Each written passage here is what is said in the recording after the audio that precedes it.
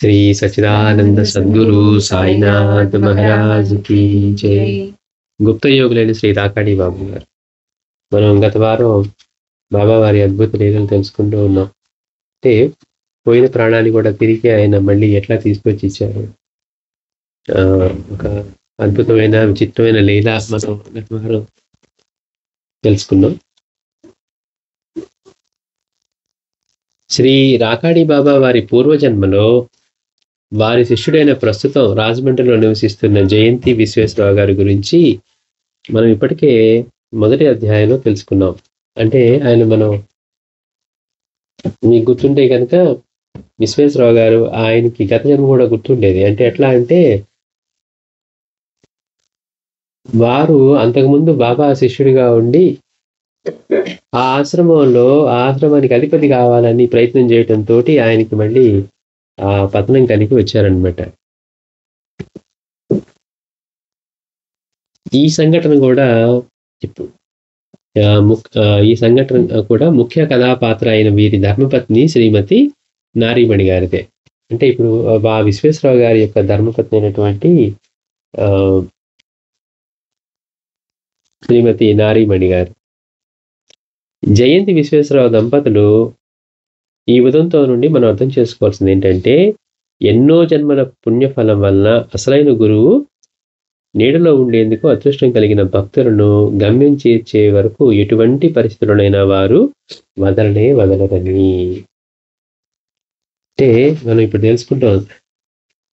మీకు గుర్తుంటే కనుక స్వామీజీ ఇంతేనా, ఇంకో 5 సంవత్సరాలు, ఇంకో 7 సంవత్సరాలు వైస్ ప్రెసిడెంట్ అని అడుగుతారు. నేను ఇప్పుడే రిటైర్ అయ్యాను, ఇట్లాంటి మాటలు ఇవన్నీ మనం అంతకుముందు చెప్పుకున్నాం, వివరంగా చెప్పుకుంటున్నాం. అంటే ఎన్నో జన్మల పుణ్యఫలం వలన అసలైన గురువు నీడలో ఉండేందుకు అదృష్టం కలిగిన భక్తులకు గమ్యం చేర్చేంత వరకు ఎటువంటి పరిస్థితుల్లోనైనా వారు వదలరని. వారి సన్నిధిలోకి వెళ్ళేలా ఉన్న తర్వాత వారిని ఆశ్రయించి ఎట్లాంటి పరిస్థితులు వచ్చినైనా సరే వాళ్ళని గమ్యం చేర్చే వరకు గురువు ఊరుకోడని. ఒక్కొక్కసారి దేవతలు కూడా శాపగ్రస్తులై మానవ జన్మనెత్తి సుఖదుఖాలు అనుభవిస్తారని మనకి వేద పురాణాలను చెప్తున్నాయి కదా. మనం ఎన్నో పురాణాల్లో పైనుంచి దిగి వాళ్ళు ఎందుకు వచ్చారు అంటే అక్కడ శాపగ్రస్తులై వచ్చిన వాళ్ళు. ఈ రాక్షసుల్లో చాలా మంది అట్లాంటి వాళ్ళే ఉంటారు. మనం విష్ణు కథలు ఎక్కువగా వింటూ ఉంటాం. మానవుని విషయానికి వస్తే అది పూర్వజన్మ సుకృతాన్ని బట్టి ఉంటుంది. రాజమండ్రి వాస్తవ్యులైన ఈ జయంతి విశ్వేశ్వరరావు గారు పూర్వజన్మలో హిమాలయాల్లో యోగిగా ఉండి తాను ఆశ్రయించిన గురుపీఠాన్ని కాంక్షించడం వలన భ్రష్టుడై సామాన్య మానవునిగా జన్మించవలసి వచ్చింది. అంటే పైకి సాధనలు అలా ముందుకు వెళ్తూ కూడా మళ్ళీ కిందకి రావడం ఎంత సాధ్యమో చూడండి. అంటే హిమాలయాల్లో ఉండి సాధన చేస్తూ అంత గొప్ప సాధకుడై ఉండి మళ్ళీ పొందవలసిన లక్ష్యం పోయి గురుపీఠాన్ని పొందాలనుకున్నారు. ఆ స్థాయి కలిగితే అదే కలుగుతుంది. కానీ ఆయన గురుపీఠాన్ని కాంక్షించడం వలన భ్రష్టుడై సామాన్య మానవునిగా జన్మించవలసి వచ్చింది. అయినా పూర్వజన్మ సుకృతం వలన సంచిత జన్మలో కూడా అతను ఆధ్యాత్మిక చింతనతో సాధనా పురుషుడిగా ఉంటున్నారు. పరమాత్మ స్వరూపమైన స్వామివారు ఈ విషయాన్ని ధృవపరిచి ఉన్నారు. స్వామివారు కన్ఫర్మ్ చేశారట ఈ విషయాన్ని. అందువలన విశ్వేశ్వరరావు గారు తనకి ఏదైనా సందిగ్ధావస్థ కలిగినప్పుడు తప్పని పరిస్థితిలో స్వామివారిని ప్రార్థిస్తే వారు ప్రత్యక్షమై అతనికి తగిన మార్గం నిర్దేశం ఇచ్చేవారు. చూడండి, ఆయన ప్రార్థిస్తే స్వామివారు ప్రత్యక్షమై చెప్పేవారట. ఇట్లా ఉండగా 1992లో చూడండి, మరీ వెనక కూడా కాదు, 1992లో ఒకరోజు విశ్వేశ్వరరావు గారు ఆయన తన ధర్మపతి అయినటువంటి శ్రీమతి నారీమణి గారితో కలిసి ప్రసిద్ధమైన భద్రాచలం క్షేత్రానికి వెళ్ళారు. ఈ భార్యాభర్తలిద్దరూ 1992లో భద్రాచలం వెళ్ళారట. అక్కడ సీతారాములు వారి దర్శనాంతరం ఈ దంపతులు ఆ బయట ఉన్న ఆంజనేయ స్వామి ఆలయానికి వెళ్ళి దర్శనం చేసుకొని ఆ గుడి ముందు కూర్చోగా ఆపద అని 3 సార్లు ఒక హెచ్చరిక వాణి అతనికి వినపడింది. అంటే అతను గొప్ప సాధక పురుషుడు కదా, గతంలో ఇప్పుడు కూడా సాధన మార్గంలో ఉన్నాడు. అతనికి వీళ్ళిద్దరూ అక్కడ దర్శనం చేసుకొని బయటకు వచ్చి ఆంజనేయ స్వామి గుడిలో దర్శనం చేసుకొని అక్కడ కూర్చోగానే ఆపద అని 3 సార్లు వినిపించిందట. ఒక వాణి వినిపించింది. ఆ మాటలు ఎక్కడి నుండి వినపడుతున్నాయని చుట్టూ ఆలోచిస్తే వాళ్ళిద్దరే తప్ప అక్కడ ఇంకెవరూ లేరు. అయితే వాళ్ళ చుట్టూ ఎవరో తిరుగుతున్న అలికిడి అతనికి స్పష్టంగా వినపడింది. ఆశ్చర్యభరితుడైన విశ్వేశ్వరరావు గారు వెంటనే అక్కడి నుండి రాజమండ్రికి వెళ్ళగా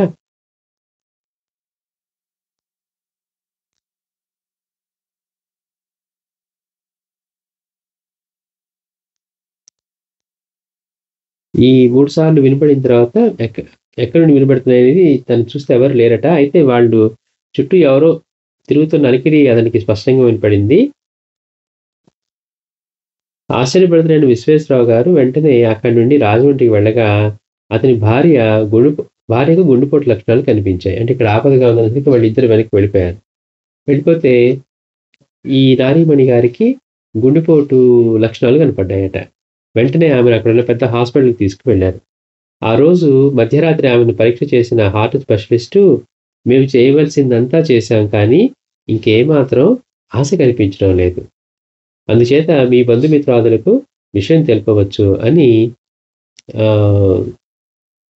విషాదంగా చెప్పారు. అంటే చూడండి గమ్మత్, అప్పటిదాకా వాళ్ళు బాగానే ఉన్నారు, అక్కడికి వెళ్ళారు. వచ్చిన తర్వాత సడన్గా అట్లా ఆపద నిలబడింది. వీళ్ళకి ఏదో శంకించి వెంటనే వచ్చేసారు. వచ్చేస్తే ఈవిడికి గుండెకి సంబంధించిన ఇబ్బందిగా కలిగిందట. వెళ్ళి వెంటనే డాక్టర్ చెక్ చేస్తే వాళ్ళంతా చేసి ఆ రోజు రాత్రి ఈ మాట చెప్పారట, మేము చేయాల్సినంత చేసాం, కానీ ఇక మేమేం గ్యారెంటీ చెప్పలేము, మీరు చెప్పుకోవాల్సిన వాళ్ళకి చెప్పుకోవచ్చు అని స్పెషలిస్ట్ అందరూ ఇతనికి చెప్పారట. అప్పుడు అతను ఆ గదిలో కూర్చొని పరమాత్మ స్వరూపుడైన స్వామివారిని ధ్యానించగా వారు ప్రత్యక్షమై సంగతి ఏమిటి అని అడిగారు. అంటే ప్రత్యక్ష దర్శనం ఇచ్చేవారట. ఇక్కడ రాజమండ్రిలో కూర్చొని స్వామివారిని ధ్యానించి ప్రార్థిస్తే స్వామివారు అక్కడ ప్రత్యక్షమయ్యి ఏమిటి సంగతి అన్నారట. అప్పుడు అతని విషయమంతా వారికి విన్నవించగా వారు, అట్లయితే నీవు అడిగావు కాబట్టి ఆమెకు ఇంకొక 5 సంవత్సరాలు ఆయువు పొడిగిస్తాను అని అనుగ్రహించారు. అప్పుడు అతడు, అలా కాదు స్వామీజీ, 5 ఏంటి, 1997 సంవత్సరానికే కదా, 5 అంటే ఇప్పుడు 92లో జరిగింది, 5 సంవత్సరాలు 97 కదా, 94 సంవత్సరంలో నేను రిటైర్ అవుతాను, కాబట్టి ఒక 10 సంవత్సరాలు పొడిగించి అనుగ్రహించండి అన్నారు అని వేడుకున్నారట. అది విని వారు మాట్లాడకుండా నవ్వి ఊరుకున్నారు. అతను 2-3 సార్లు అడిగినా కూడా వారు నవ్వారే తప్ప మాట్లాడలేదు. అంటే ఇతను అంటున్నాడు 95 నుంచి 90 నుంచి సుమారు 5 years ఇస్తాను, 97 అయింది, నేను 94లో రిటైర్ అవుతాను, ఆ తర్వాత 3 సంవత్సరాలే, కనీసం 10 సంవత్సరాలు ఇవ్వండి స్వామీజీ అని చెప్పి స్వామీజీని వేడుకుంటున్నాడట. స్వామీజీ వారు మాత్రం నవ్వి అట్లా ఊరుకున్నారట 2 సార్లు. చివరికి అతను పోనీయండి, మీరు అది ఇవ్వనని అంటున్నారు, నేనేమో చాలదని అంటున్నాను, కాబట్టి మధ్యకి ఇవ్వండి అన్నారట. మీరు 5 అన్నారు, నేను 10 అడుగుతున్నాను, సరే దానిలో మధ్య మార్గంగా ఇవ్వండి స్వామీజీ అని పెట్టుకున్నట్ట. అప్పుడు కూడా వారు నవ్వుకొని పోనీలే అలాగే అని అతని ప్రార్థన మన్నించి అనుగ్రహించి అదృశ్యులయ్యారు. చూడండి అతనికి ఎంత అవకాశం అంటే స్వామివారు ప్రత్యక్షంగా వెళ్ళి అక్కడ ప్రత్యక్షమై చెప్తూ ఉన్నారు. ఆ తర్వాత పావుగంటలోనే ఆమెలో అనూహ్యమైన మార్పు వచ్చింది. ఎప్పుడైతే స్వామివారు సరేలే ఆవిడకి పొడిగిస్తున్నాను అని చెప్పారో వెంటనే అనూహ్యమైన మార్పు వచ్చింది. అది చూసి డాక్టర్లు అందరూ కూడా అర్థం కాక ఆశ్చర్యపోయి, మేము ఇలా ఊహించలేదండి అని చెప్పారు. అంటే వాళ్ళకి అంతుపట్టింది కదా, ఇది ఆయన యొక్క అపారమైన శక్తి. వీళ్ళు ఆయన సృష్టించిన దానికే రిపేర్లు చేయగలరు, కానీ ఆయన సృష్టి చేసేవాడు ఆయన. అది వీళ్ళకి తెలుసుకోలేరనమాట. మేము ఇలా ఆశ్చర్యపోయి మేము ఇలా ఊహించలేదండి అని చెప్పారు. మర్నాటి ఉదయానికల్లా పూర్తిగా స్వస్థురాలైనటువంటి ఆవిడ ఇంటికి తీసుకువెళ్ళారు ఆవిడ్ని. అంటే కష్టం మీరందరికీ చెప్పుకోండి స్థితి నుంచి స్వామివారిని ధ్యానించిన తర్వాత ప్రత్యక్షమైతే స్వామీజీ అంత చెప్పుకొని ఆవిడకి ఇట్లా మళ్ళీ జీవితం ప్రసాదించండి అంటే స్వామివారు సరే 5 సంవత్సరాలు ఇస్తానన్నారట. కాదు స్వామీజీ లెక్కలు వేసుకున్నారు, కాదు 10 ఇవ్వండి అన్నారట. స్వామివారు నవ్వి ఊరుకున్నారు కానీ ఏం చెప్పట్లా. సరేలే స్వామి, మీరేమో అడిగితే ఎవరంటున్నారు, అదేమో చాలదు కనుక మధ్య మార్గంగా పోయి ఇవ్వండి అంటే సరే నవ్వుకొని సరేలే అన్నారట. అన్న కొద్ది నిమిషాల తర్వాత మళ్ళీ ఆవిడ నార్మల్ అయిపోయారట. ఇంకా తర్వాత రోజు ఆవిడ ఇంటికి తీసుకువెళ్ళారు. అలా గురుదేవుల కృపతో ఆ దంపతులు ప్రశాంతంగా జీవితం గడుపుతూ ఉండగా జ్యోతిష్కులైన అతనికి 99 చివరిలో తన భార్యకు గండం ఉందని తెలిసింది. స్వామివారు ఇచ్చారు కదా 92 తర్వాత 7 years ఇచ్చారు, మధ్య మార్గంగా పోండి అన్నారు కదా. సో 99 చివరిలో తన భార్యకి గండం ఉందని తెలిసింది. ఆ గండం నుండి బయటపడేందుకు అతను తన భార్యతో కలిసి కొన్ని నెలలు స్వామివారి సన్నిధిలో గడపాలని నిశ్చయించుకున్నాడు. జగన్నాటక సూత్రధారైన స్వామివారు అందుకు అనుమతించారు కానీ విధి విహితం ఆశ్రమానికి వచ్చి ఉండవలసిన ఆ దంపతులు తమ బంధుమిత్రులతో కలిసి కాశీకి వెళ్ళవలసి వచ్చింది. అంటే స్వామీజీ వచ్చి అక్కడ ఉంటా అన్నారట, సరే రండి అన్నారట. కానీ వీళ్ళు మాత్రం ఆ పరిస్థితుల వల్ల కాశీ వెళ్ళవలసి వచ్చిందట బంధుమిత్రులతో కలిసి. అలా వాళ్ళు ఒక రోజు ఉదయం కాశీలో దిగారు. అక్కడ శ్రీమతి నారీమణి గారు కేదార్ ఘాట్ దగ్గర ఉన్న కరపత్ర స్వామివారి సమాధి వద్ద ఉన్న మెట్లపై నిలబడి ఆ పవిత్ర గంగా నదిని వీక్షిస్తూ ఉండగా ఉన్నట్లుండి స్పృహ తప్పి పడిపోయింది. వెంటనే ఆమెను హాస్పిటల్కి తీసుకువెళ్లారు. పరీక్షలు చేసిన డాక్టర్లు ఆమెకి ఏమీ లేదని చెప్పి సాయంత్రానికి తీసుకువెళ్ళవచ్చని చెప్పారు. చూడండి గమ్మత్తు. అయినా అక్కడ ఆవిడ సడన్ గా పడిపోయారట. చూస్తే మళ్ళీ ఏమీ లేదు, నార్మల్ గానే ఉంది అన్నారట. అయితే సాయంత్రానికి స్వామివారి గడువు సమయం అవగానే ముగియగానే ఆమె శాశ్వతంగా కన్నుమూసింది. అయితే అప్పుడు కొన్ని వింతలు జరిగాయి. అప్పుడు అక్కడ ఆమె భర్త, కూతురు, అల్లుడు సదానంద స్వామి గారితో సహా 17 మంది బంధుమిత్రాదులు ఉన్నారు కాశీదే. అందులో కొందరు స్వామివారి నుండి మంత్రోపదేశం పొంది వివిధ మంత్ర సాధనలు చేస్తున్న వారే.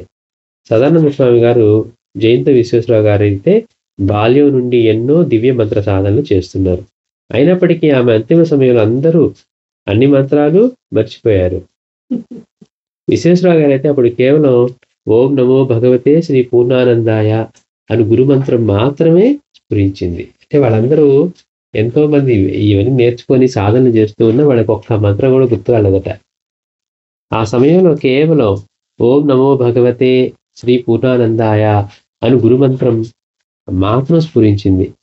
అలా ఎన్నో దశాబ్దాల నుండి తమతో సుఖదుఖాలతో పాలు పంచుకున్నాము శాశ్వతంగా తమను విడిచి వెళ్ళిపోతుందనే ఆలోచన కానీ దుఃఖం కానీ ఎవరికీ కలగలేదు. ఆ తర్వాత ఈ విషయాలన్నింటినీ స్వామివారికి విన్నవించగా వారు అంతా నీ మంచిగా జరిగింది, ఇంకొక 2 సంవత్సరాలు ఆమె బ్రతికి ఉన్నట్లయితే పాపం మధుమేహ రోగి అయిన ఆమె మంచం పట్టి చేసేవారు లేక చాలా అవస్థపడవలసి వచ్చేది. చూడండి, అంటే ఈయన 10 అడుగుతూ ఉంటే స్వామివారు ఎందుకు ఇవ్వలేదు అంటే స్వామివారు చెప్తున్నారు. అంత మళ్ళీ తర్వాత స్వామి జరిగినంత చెప్పుకుంటే అప్పుడు అన్నారంట స్వామి, అంతా నీ మంచిగా జరిగింది, ఇంకొక 2 సంవత్సరాలు ఆమె బ్రతికి ఉన్నట్లయితే పాపం మధుమేహ రోగి అయిన ఆమె మంచం పట్టి చేసేవారు లేక చాలా కష్టపడవలసి వచ్చేది. అప్పుడు ఆమెతో పాటు నీవు కూడా చాలా కష్టపడవలసి వచ్చేది. అందుచేత అసలు అక్కడకు పోవలసిన నీకు బదులుగా ఆమెను పంపాను. చూడండి, నీవెలాగో కాలక్షేపం చేస్తావు అని స్పష్టం చేశారు. ఇందులో ఇంకో గమ్మత్ ఏంటంటే అతను కాశీకి వెళ్తున్నప్పుడు ఊరకని తన బంధుమిత్రాదులతో నేను కాశీలో చనిపోతాను అని చెప్పారు. అప్పుడు అతను అనేది కాకతల్యంగా చెప్పగా నిజంగానే అతను అక్కడ చనిపోవలసిన వాడే కానీ స్వామీజీ చెప్పేంత వరకు విశ్వేశ్వరరావు గారికి తెలియదు. అంతా వారు నడిపించిన చిత్రమైన ఒక లీల. ఇతను అనుకున్నాట, కానీ స్వామి నువ్వు వెళ్ళిపోవాల్సింది కానీ ఆవిడే పంపించేశాను అంటే ఆవిడ కష్టపడవలసి వస్తుందని బాబా అంటారు కదా మనకి. అతనికి ఇంకా ఇచ్చి బ్రతికినా కానీ అతని ఊపిరితిత్తులంతా కూడా అయిపోయి ఎంతో అవస్థపడవలసి వస్తుంది అని.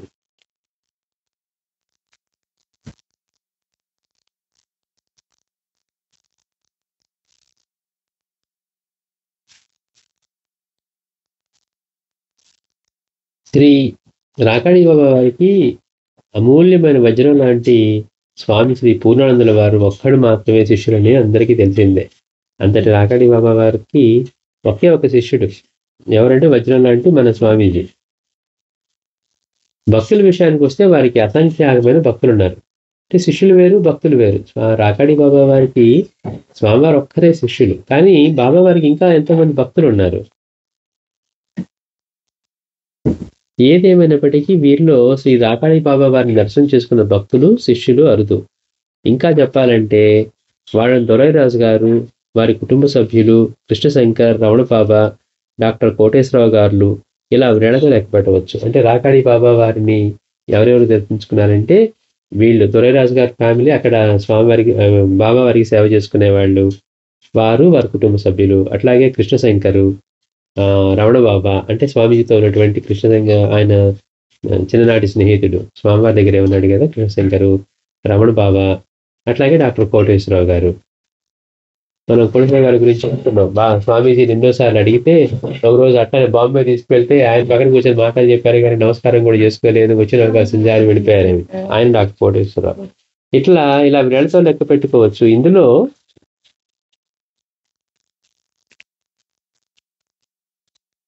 మనకి తెలిసినంత వరకు బాబా వారి నుండి ప్రత్యక్షంగా అనుభవాలు పొందిన వాళ్ళు ఇంకా చాలా అరుదు. అంటే బాబాతోటి అట్లా ఆయన నుంచి అనుభవాలు పొందిన వాళ్ళు.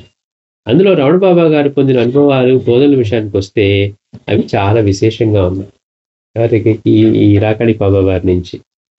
ఈ తరుణంలో ఇంకో విషయం చెప్పగలపది ఏంటంటే, మహద్గురువులైన స్వామి శ్రీ పూర్ణానందల వారికి ప్రథమ శిష్యుడు అయ్యేందుకు కూడా రమణ బాబా గారికి అదృష్టం కలిగింది.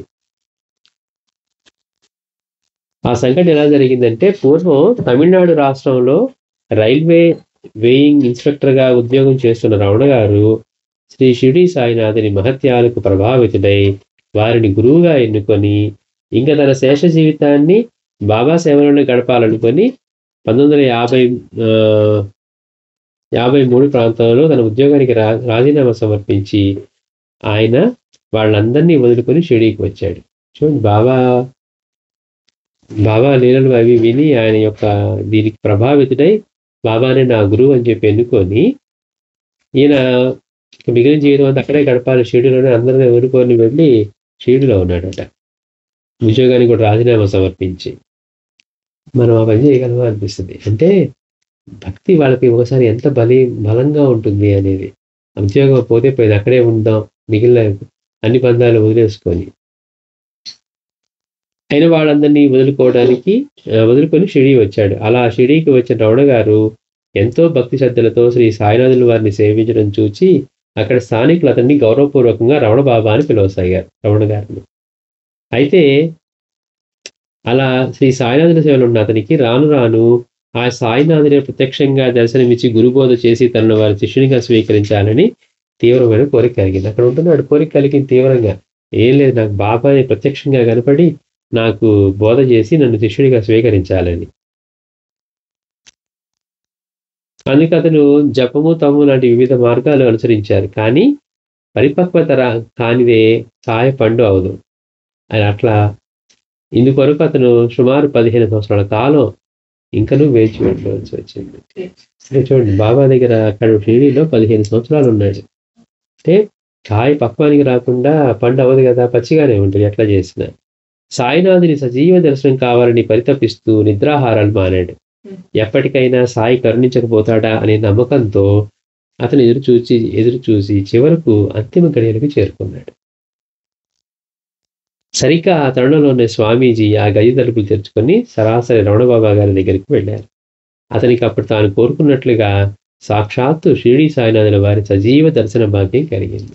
వెళ్ళిందేమో స్వామివారు, ఆయన దర్శనం కలుగుతుందేమో సాయినాథులవే.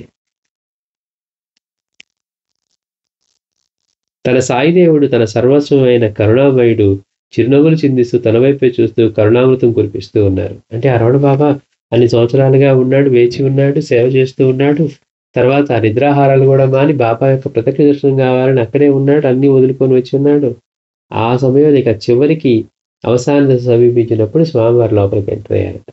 తెత్తలుపు తెచ్చుకొని వస్తే ఆయనకి ఎవరు కనపడుతున్నారంటే తన సాయిదేవుడు తన సర్వస్వము అయిన కరుణామయుడు చిరునవ్వులు చిందిస్తూ తన వైపే చూస్తూ కరుణామృతం కురిపిస్తూ ఉన్నాడు సాయినాథుడు. సమరమాశ్చర్యాలతో రమణబాబా గారు లేని ఓపిక తెచ్చుకొని మెల్లగా లేచి భక్తి పారవస్యంతో బాబా బాబా అంటూ విలపిస్తూ స్వామివారిని సమీపించారు. తక్షణమే పళ్ళరసంతో ఉన్న ఒక గ్లాసు స్వామీజీ చేతిలో ప్రత్యక్షమైంది.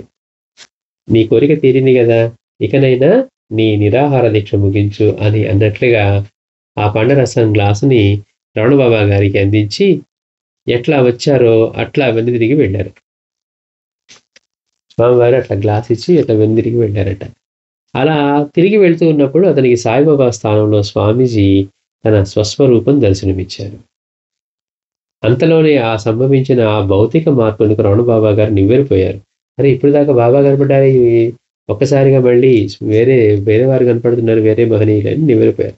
అది స్వప్నం కాదనటానికి తన చేతిలో ఇంకా అలానే ఉన్న పళ్ళరసం గ్లాసు సజీవ సాక్ష్యం.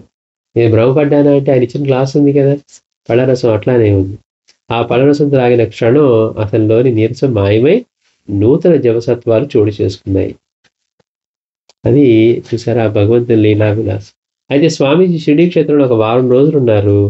స్వామీజీ సాయినాథుడు వేరు కాదని, అదే నిజమైతే నేను పెట్టే పరీక్షలో స్వామీజీ నగ్గారని 11 సార్లు గోప్యంగా పరీక్షలు పెట్టారు రమణబాబా గారు.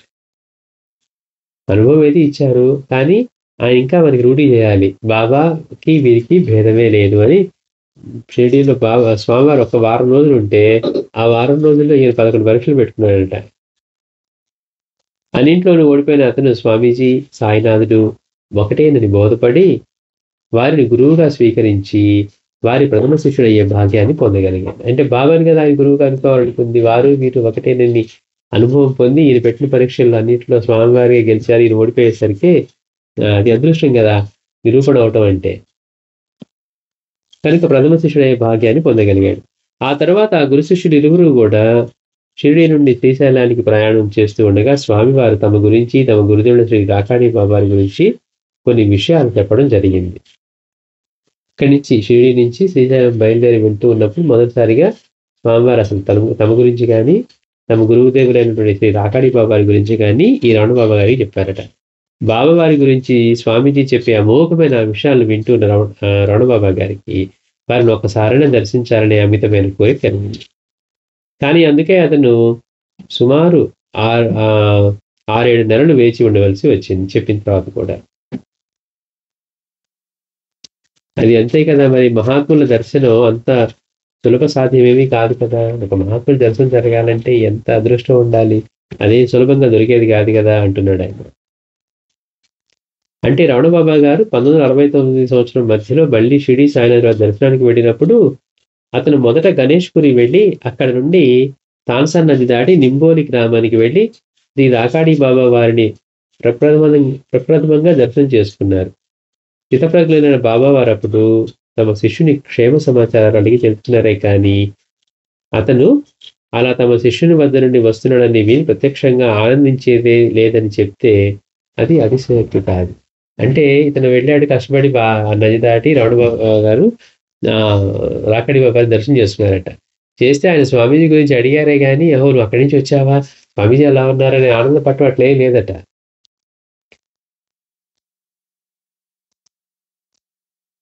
ఆ తర్వాత కూడా తన షిరిడీ ప్రయాణంలో శ్రీ రాకాడి బాబా వారిని కూడా దర్శించడం ఒక ఆనవాయితీగా పెట్టినారు. అంటే రమణబాబా స్వామి దగ్గర ఉంటున్నా ఎప్పుడు షిరిడీ వెళ్ళినా కానీ ఈ వెళ్ళే దారిలో ముందు రాకాడి బాబా వారిని దర్శనం చేసుకొని షిరిడీ వెళ్ళేవాడట.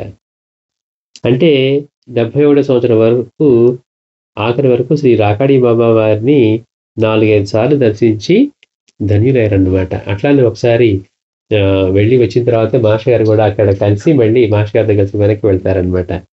అంటే అందులో అతను చివరిసారిగా బాబావారి దర్శనానికై 4వసారి శ్రీ ఎక్కిరాల భరద్వాజ మాస్టర్ గారితో కలిసి వెళ్ళడం విశేషం.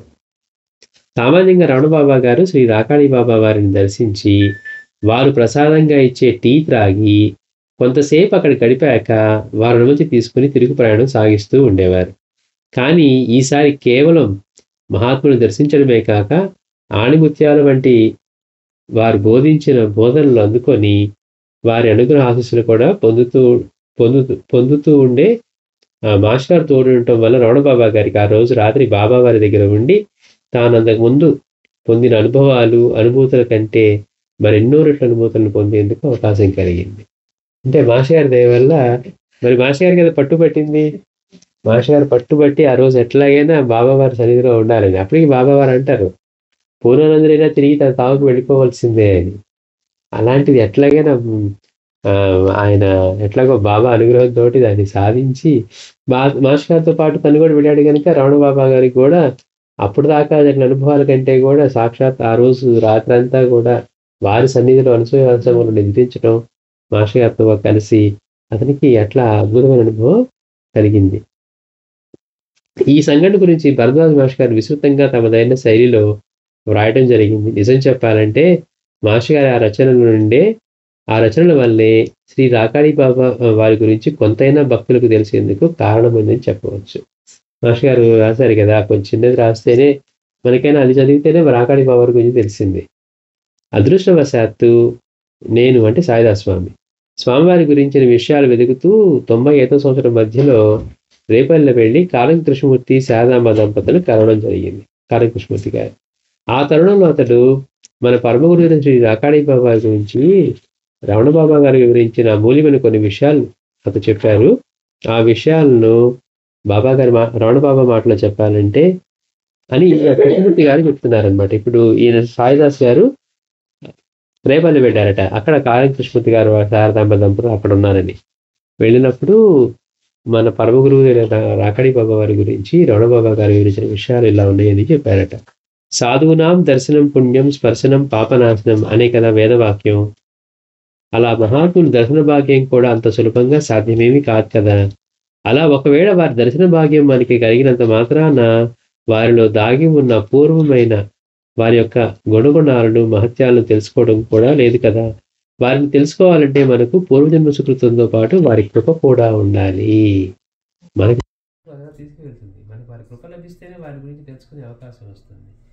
షిరిడి నుండి శ్రీశైలం వరకు కాలినడకన స్వామివారితో పాటు నేను కూడా వచ్చానని మీకు అందరికీ తెలుసు కదా. అంటే ఆయన మాటల్లో, రమణ బాబా గారి మాటల్లో.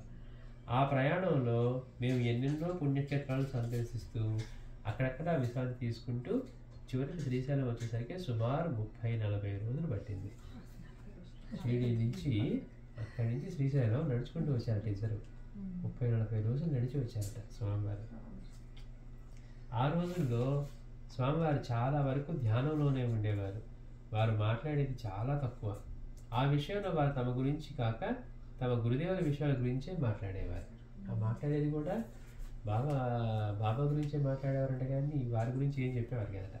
అలా ప్రతిరోజు బాబా వారి గురించి అంతో ఇంతో వింటూ ఉన్న నాకు ఎలాగైనా సరే బాబా వారిని ఒకసారి దర్శించాలి అని పట్టుదల కలిగింది. చివరికి స్వామివారు హటకేశ్వర ఆశ్రమంలో స్థిరపడ్డాక వారి అనుమతితో నేను 1969 మధ్యకాలంలో మొదట షిరిడి వెళ్ళి అక్కడి నుండి గణేష్పూర్లోని శ్రీ నిత్యానంద భగవాన్ వారి దర్శనానికి వెళ్ళాను. అంటే వారి సమాధి దగ్గరికి. ఆ తర్వాత వారు అక్కడ వాళ్ళని బాబా వారి గురించి అడిగి తెలుసుకొని తాంసా నది దాటి నింబోలి గ్రామంలో సతీ అనసూయాశ్రమానికి వెళ్ళాను. ఇంచుమించు అది ఒక అడవి ప్రాంతం అని చెప్పవచ్చు. అంటే ఆ అడవికి అటువైపు ఉండేవారు.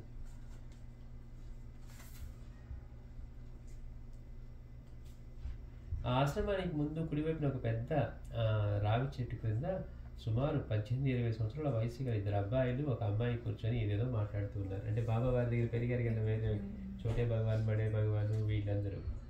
ఆ అమ్మాయి వాళ్ళ ముగ్గురు పిల్లలు వాళ్ళు మాట్లాడుకుంటూ ఉన్నారు.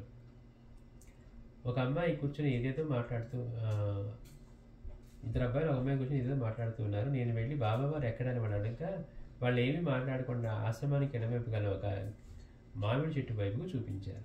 నేను మెల్లగా ఆ చెట్టు దగ్గరికి వెళ్ళగా ఆ చెట్టు క్రింద ఒక రాతి పైన ఒకరు అటు తూర్పు వైపునున్న మందాకిని పర్వతం వైపు తదేకంగా అలా చూస్తూ కూర్చొని ఉన్నారు. ఆపాదమస్తకం తెల్లని విభూది పూసుకొని జటాజోటుదారి అయిన వారు కేవలం కౌపీనం మాత్రమే కట్టుకొని ఉన్నారు. స్వామివారి వివరణను బట్టి చూస్తే వారి పూజ గురుజన శ్రీ రాకాడి బాబా వారు వారేనని నాకు అర్థమైంది.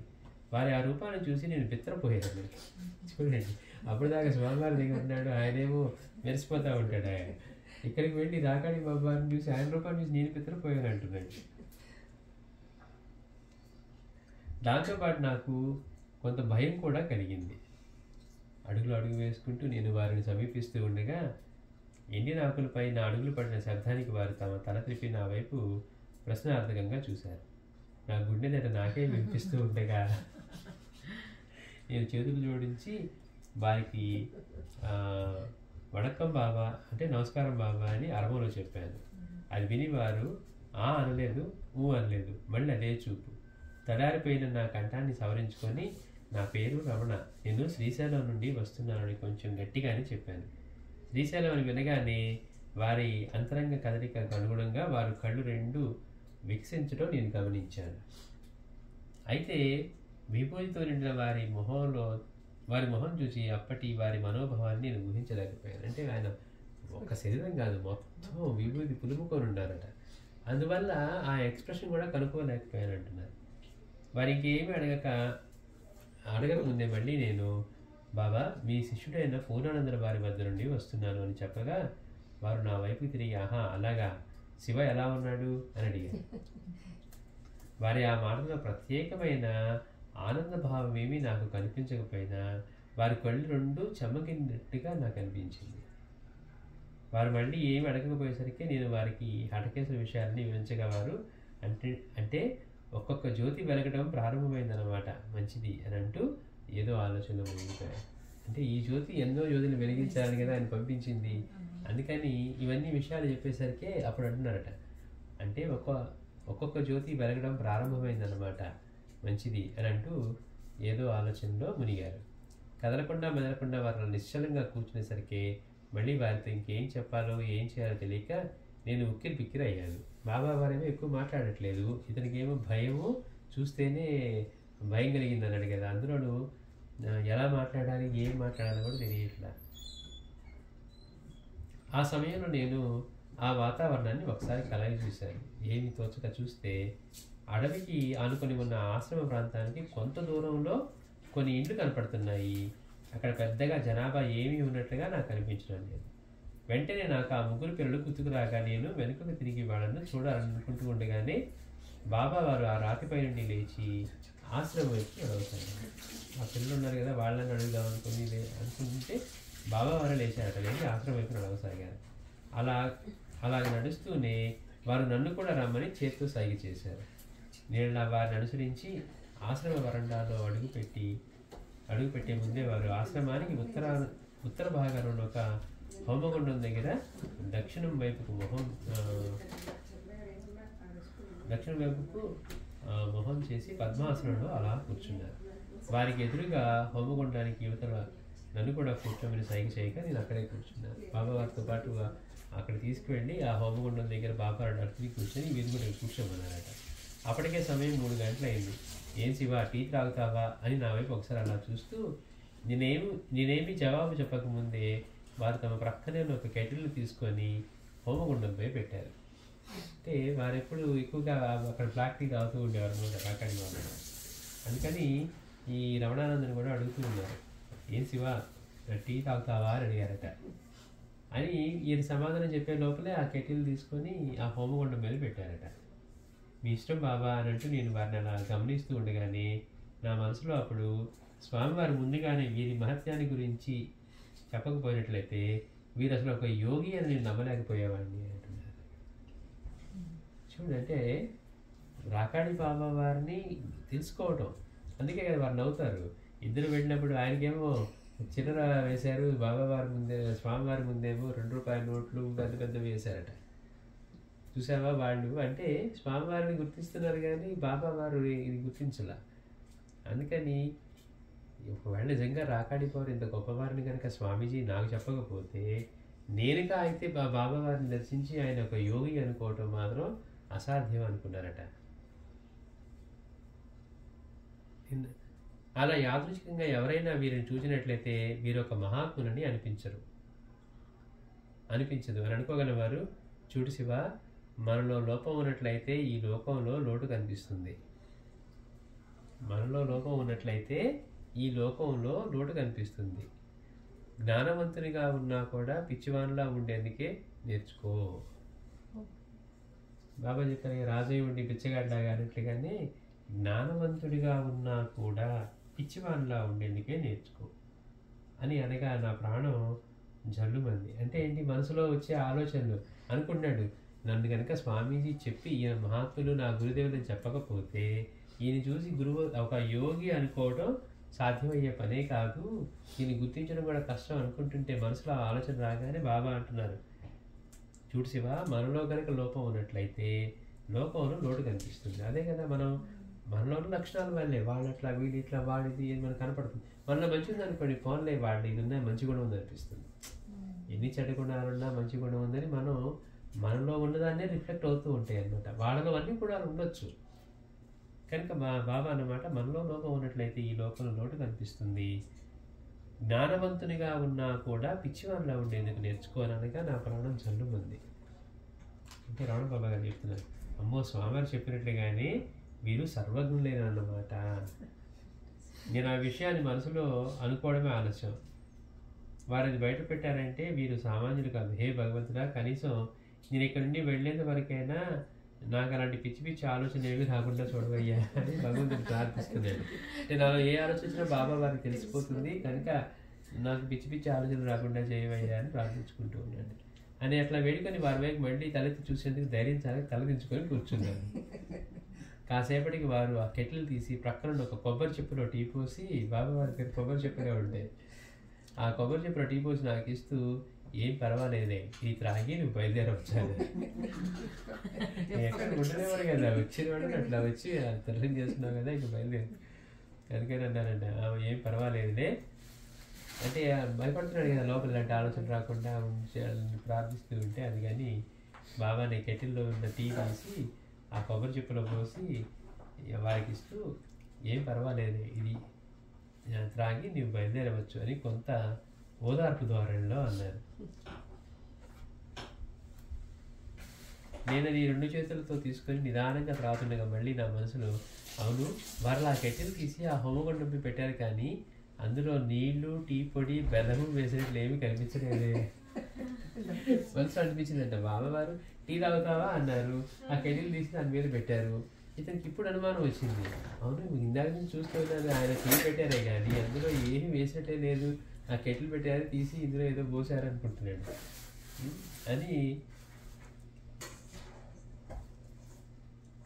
అందులో వారు ఏమి టీ పొడి కానీ బెల్లం కానీ నీళ్లు కానీ ఏం వేసినట్లేదే, కనిపించలేదే, ఏంటో ఏమో వారిలాగా వారి ప్రవర్తన కూడా చాలా గమ్మత్తుగా ఉన్నాయి అని నాకు తెలియకుండానే నేను అనుకున్నాను చూస్తూ ఉంటే. వెంటనే వారు, గురుకృపకు కోయి దుర్లభ నహి హే శివ, గురుకృపకు దుర్లభమైనది ఏదీ లేదు శివ, గురువుని నమ్ముకో అన్నీ దొరుకుతాయి అని అంటూ వారు మౌనం వహించారు. టీ త్రాగాక తిరుగు ప్రయాణానికే సిద్ధమై నేను వారిని చూడగా వారు అలాగే శివ అంటూ తల ఊపి వీడ్కోలిచ్చారు. నేను లేచి నిలబడి అక్కడి నుండి వారికి చేతులు జోడించి నమస్కరించి గణేష్ పురి బస్ స్టాండ్కి బయలుదేరాను. దారి పొడిగినా నా మనసులో బాబావారి గురించి ఎన్నెన్నో ప్రశ్నలు ఉద్భవించాయి. లోకులకు వింతైన వేషధారిలా కనబడే వీరికి తెలియని విషయాలంటూ ఏమీ లేదు అనిపిస్తుంది. చూసేవాడికి ఆయన వింతైన వేషధారిలా ఉంది కానీ లోకులకు వింతైన వేషధారిలా కనపడే వీరికి తెలియని విషయాలంటూ ఏమీ లేవని అనిపిస్తుంది. నా అనుభవాన్ని బట్టి చూస్తే వారు సర్వజ్ఞులని చెప్పడంలో ఏమాత్రం సందేహం లేదు. అంటే ఈయన మనసులో అనుకున్నవి వెంటనే బాబావారు చెప్తూ ఉన్నారు కదా, అందుకని అర్థమైంది, అమ్మో బాబావారు సర్వజ్ఞులు అని. సర్వజ్ఞులైన వారు ఎందుకు ఇలా అందరి నుండి అన్నిటి నుండి ఘోరంగా ఉంటున్నారు?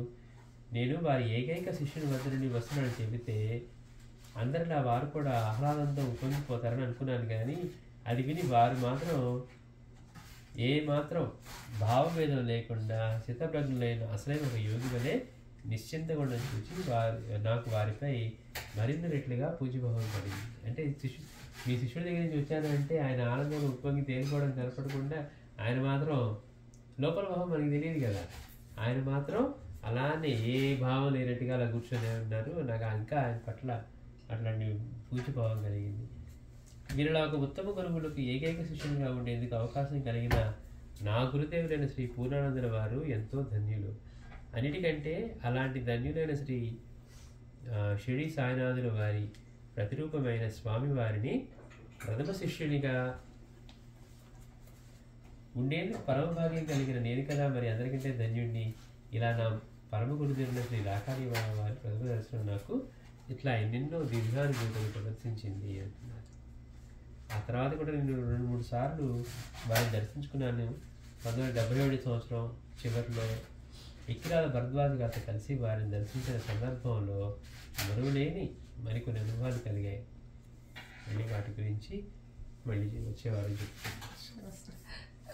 అంటే చూడండి వీళ్ళ అదృష్టం, మనకేమో మాస్టర్ గారిని ఆయన తీసుకెళ్ళాలనుకుంటున్నాం కానీ మాస్టర్ గారికి ఎంతటి అర్హత ఎంతటి ఉండకపోతే ఎవరినైనా ఇక బయలుదేరొచ్చు అనే ఆయన బాబా ఇక్కడికి వచ్చేసరికి ఒక్కొక్కడు చెప్తున్నారు, నువ్వు ఎక్కడ నమస్కరిస్తే అక్కడ సాయినాథుని పాదాలే ఉంటాయి, నీ తండ్రి యొక్క అనుగ్రహం గొప్పది అని చెప్పి చివరికి ఇక్కడ ఉండడానికి అనుమతి లభించడానికి మాస్టర్ గారు ఎగిరికి కనిపించి ఉంటారు. అబ్బాయి ఎట్లా కొట్లా మాస్టర్ గారు ఏమో కూర్చోవాలి ఇంకా ఉండాలనుకుంటే రమణబాబు గారు ఏమో తెలుసు కదా విడిపోవాలని మాస్టర్ గారిని బయలుదేరదాం అంటున్నారట. కానీ మాస్టర్ గారు ఆయనకి రెస్పాండ్ అవ్వకుండా నా అనుభవం చెడగొడుతున్నాడు అని. అసలు ఎంత అద్భుతంగా ఉంటుందో ఆ సంఘటన అంతా కూడా. కానీ ఎన్ని అద్భుతమైన విషయాలు చెప్తారు.